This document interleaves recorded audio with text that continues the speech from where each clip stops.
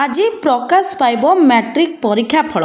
कटक स्थित बोर्ड कार्यालय अपराह्न 4टा सुधा प्रकाश पाइब मैट्रिक फल। संध्या 6टा सुधा वेबसाइट रे एही परीक्षा फल प्रकाशित हेबो, जहाकू छात्र छात्री माने देखि पारिबे। वेबसाइट www.bscodisha.nic.in एवं www.odisharesults.nic.in रे निजे निजर परीक्षा फल देखिपारे छात्र छात्री। रोल नंबर एवं जन्म तारीख व्यवहार करी वेबसाइट रे फलाफल देखिपारे। जो माने रेजल्ट को नहीं असंतुष्ट हेबे सेमाने पुनः जांच पाई आवेदन करिपारिबे। चलित वर्ष 5 लाख रु ऊर्ध्व छात्र छात्री परीक्षा देइथिले।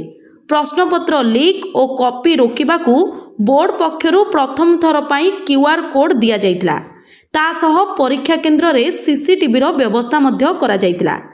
परीक्षार्थींकर वर्तमान घड़ीसंधि मुहूर्त काहेकिना परीक्षार आज फलाफल को नहीं छात्र छात्री आशा आशंकारे रहिचंती।